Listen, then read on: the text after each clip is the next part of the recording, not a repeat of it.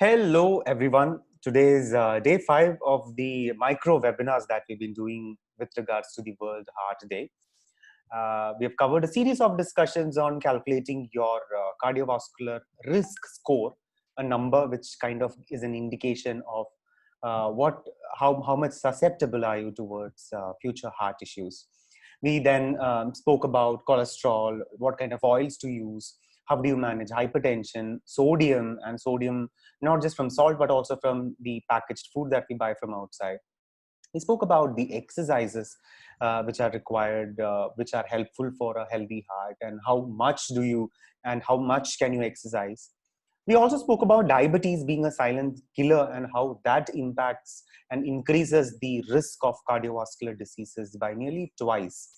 So today we're going to talk about cardiac rehabilitation and exercises related to that. Now, do you know what is cardiac rehabilitation? What is any rehabilitation in itself? It basically is a set of procedures which is a combination of medical as well as non-medical, which is more of lifestyle related things that a person does so that he or she gets back to normal life, reduces the risk of further complication, reduces the risk of a reoccurrence of a similar disease or condition, uh, and everything, right? And it also helps in, if possible, maybe even reduce the dependence on medicines and future interventions. So that's what a rehabilitation is all about. So quite logically, cardiac rehabilitation is done after a person has been through some kind of a heart-related ailment or cardiac arrest or some sort of open heart surgery, things like that. So post which, the kind of the things which needs to be done to help that person recoup, get back to normal life is basically what a cardiac rehabilitation is all about. Now, as I earlier mentioned, cardiac rehabilitation has to be started first with the tick mark, go ahead mark of a doctor, your cardiologist. He has to tell you first and foremost that are you ready for exercises? And if you are, how much and what kind of exercises should you be doing? All these things, I would strongly suggest that you have to actually do listen to your doctors than the people who are into hardcore fitness. So get a go ahead from your doctor first, and then your fitness expert or your lifestyle expert should be able to step in and help you, but even then under the aegis of a medical practitioner. Okay, so we already discussed in terms of exercises, there is something that we call as a cardiovascular exercises, which is all about a healthy heart and a healthy lung. Then there is something about resistance training, which is all about improving muscles and hence thereby increasing your metabolism. And then of course there is this yoga, right? Now we also looked into it, telling you that cardiovascular exercise, as the name says, about heart and your lung. So it is helpful in terms of how do you improve your muscles by actually engaging those muscles, and actually by using those muscles become stronger, right? And heart is also muscle. Heart is one of the most important muscles. We already discussed that. So how do you make that better and stronger? By actually engaging in exercises. So it's very important that you actually engage in these kind of exercises slowly and steadily. One thing that I want to particularly address here is the kind of the mental stigma and the trauma that is associated with a heart-related event. So I remember there was one person who reached out to me, and this person had a heart surgery, and this person's partner had huge concerns and stigma around what to give him, what food to give him, what kind of exercise, so much so that should I even let this person bend down and pick a piece of paper? Even that was so much of a problem for this person. Because, psychologically you are traumatized, you are stigmatized, you're scared. So the most important thing is that don't not doing any physical activity at all because you have had that kind of a palpitation related or a cardiac related event, and hence not doing any activity at all may not be a very smart thing to do. You need to be slowly and steadily get into physical activities, because I mentioned already in previous seminars that lack of physical activity is as bad as smoking. Okay, according to the research that we spoke about, which was published in the Lancet journal. We already discussed that in the previous webinar. So lack of physical activity is as bad. So do not constrain yourself to not doing any exercise at all, but do not just go ahead and then start doing everything at one stretch. Okay, I have seen people, couples, they are even scared of indulging in a proper sexual life because they have had a cardiac event. So it's important that you, while it's important to be aware and do follow a healthy lifestyle, it is equally important not to get too scared and you kind of cringe down into not doing anything at all. Is a very, very, very bad idea. So I strongly recommend that you need to get active. But how much can you get active and how soon can you get active? These are the two questions that you need to first get a go ahead from your doctor, but then you should definitely should get active, right? So that's how, that's what I want to talk about on the cardiac rehabilitation from the exercise point of view. Okay. Now, cardiac rehabilitation is not, especially in countries like India, which has a much more stronger and well-entrenched social setup.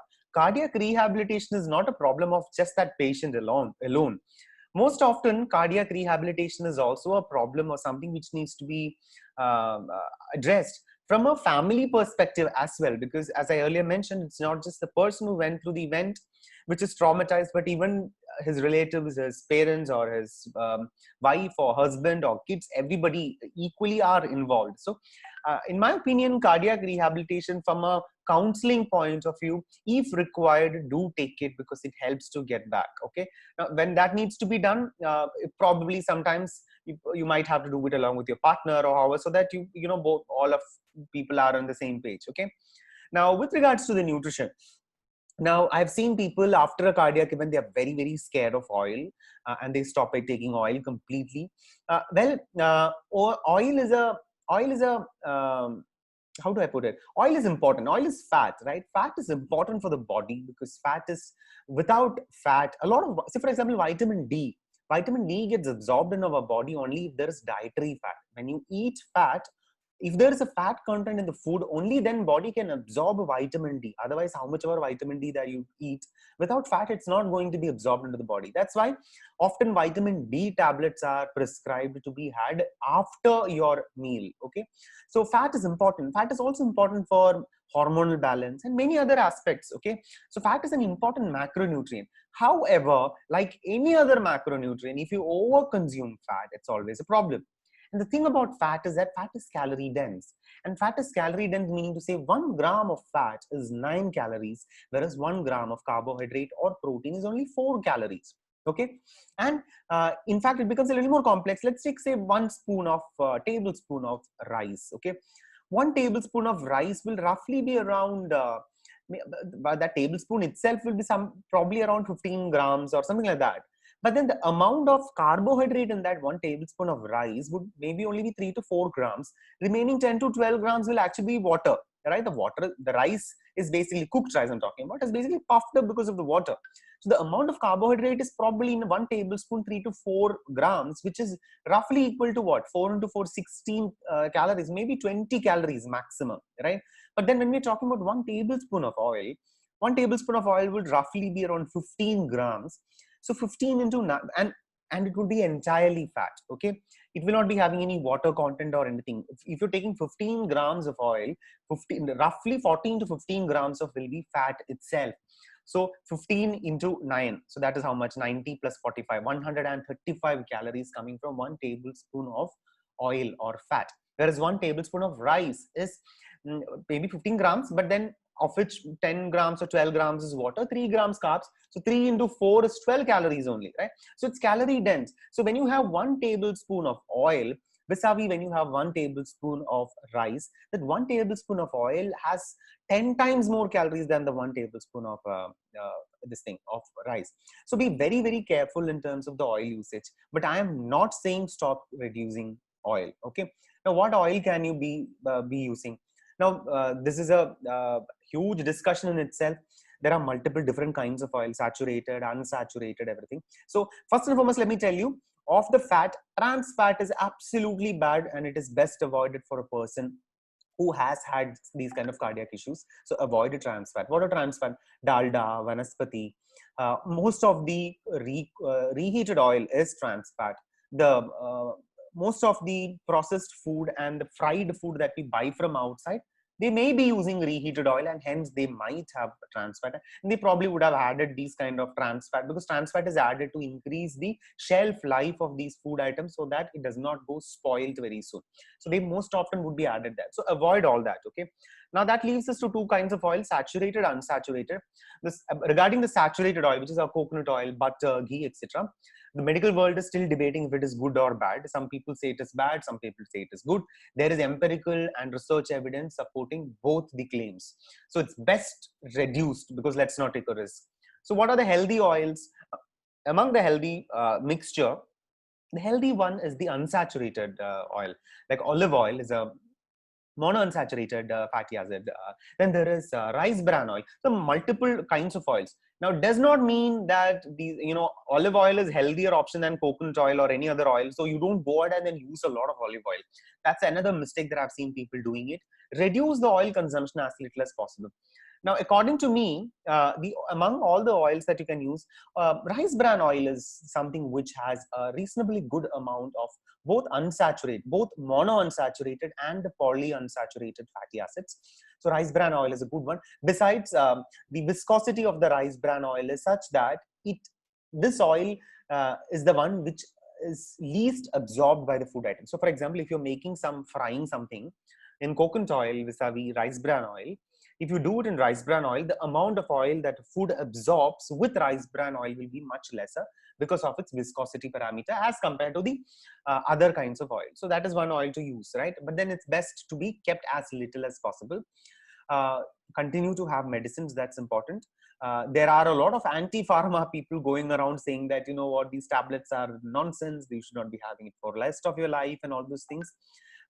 You need to understand any tablet at the end of the day has some kind of an impact, but you need to weigh your risk versus benefit. If the benefit of having that tablet far outweighs the risk of actually not consuming it, then you know what needs to be done, right? So that's what I want to talk about on the cardiac rehabilitation part. Please always keep your doctor in loop for this, because that's very important. He's the first person who should be telling you if you're ready for these kind of physical activities. And when he's telling you he's ready for it, do reach out to physical and fitness experts who understands these parts, who probably would be able to look at your report and probably make sense out of, the ejection fraction of your heart, or probably look at your, parameters, and then make sense out of it and will be able to help you with it, right? So that's what I want to talk about on the cardiac rehabilitation part. It is a parameter which includes physical activity. It has a parameter which also includes nutrition aspect. It is a part which also involves the role of medicines and your doctors. It is also a part wherein even your counselor has to probably will be able to help you, because it also is important to get rid of the mental stigma. Yeah. So I hope this was helpful. If you need any information, want to reach out to us with any information or help, do comment here. More than glad to help you with whatever information that we know of. Hope you find these series of micro webinars helpful. We have one more seminar to go, which is tomorrow, where we're going to talk about the role of medical practitioner and medicines and doctors in such an event and in such a scenario of a heart-related ailment. I hope you find this series helpful. We are an online wellness company. My name is Rajiv Ambat. NuvoVivo Center for Obesity, Lifestyle Disorders and Research is the online health, wellness and fitness company. We are into medical fitness. We help people, reverse their age, look younger, manage lifestyle disorders such as diabetes, cholesterol, thyroid, PCOD, fatty liver, uric acid, etc., and live a healthy lifestyle. Yeah, so that's what we are all about.